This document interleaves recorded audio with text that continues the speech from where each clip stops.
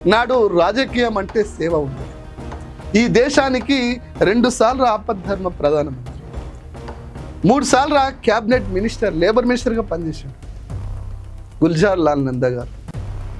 వారు దేశానికి ప్రధానమంత్రి అయి క్యాబినెట్ మినిస్టర్ అయి చివరి రోజులలో తినడానికి తిండి లేక, సొంత ఇల్లు లేక, కిరాయి కట్టుకోలేక దీనా వ్యవస్థలో చనిపోయినటువంటి నాటి నాయకులకి కౌన్సిలర్ కాగానే ఫార్చునర్ రావాలి, వార్డ్ నెంబర్ పోటీ చేసేటప్పుడు ఇన్నో ఉండాలి, సర్పంచ్లకి 50 లక్షలు, 40 లక్షలు, 70 లక్షలు, ₹1,00,00,000 పెట్టాయి ఖర్చు పెట్టేటోళ్ళు.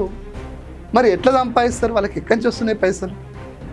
హైదవిలో వేయాలి కదా, మళ్ళా దందాలు వేయాలి కదా, మళ్ళీ పక్కనే ముంచాలి కదా. ఈ ముంచుడేంది, ఈ హంగామ ఏంది, ఈ దందాలు ఏంది? ఇది ఒక పార్టీలనే కాదు, అన్ని పార్టీలు అట్లే తయారైంది ఈ మధ్య. పైసలు లేకపోతే వాడు పోటీ చేసే పరిస్థితి లేదు. నిజాయితీగా ఊరుకో వార్డుకో ఏదో వేద్దామంటే వానికి గెలిపించే పరిస్థితి ప్రజలు కూడా వానికి అవకాశం ఇస్తారు. ఆలోచన చేయాలి. ఎవడు మనతోటి ఉంటాడు, ఎవడు ఊరిని పట్టుకొని ఉంటాడు, ఎవడు వార్డును పట్టుకొని ఉంటాడు, మనకేదైనా నొప్పి వస్తే ఎవడు తల్లడిల్తాడు, ఎలక్షన్ల ముందు ఎవడు పైసలు ఇసిరేస్తాడు, పైసలు ఇసిరేసినోడు మళ్ళీ వాడు మనకి ఎట్లా సాయం చేస్తాడు, ఇవన్నీ ఆలోచన చేయాలి. వాడు కులపోడా, వాడు మతపోడా, వాడు మనోడా, మన దగ్గర పైసలు లేయా, వాడు మందాగి ఇస్తాడా, వాడు పైసలు ఇస్తాడా, ఇవి కాదు కదా ఆలోచన చేయాల్సి. ప్రజలు ఎట్లా ఉంటే నాయకులు అట్లే ఉంటారు.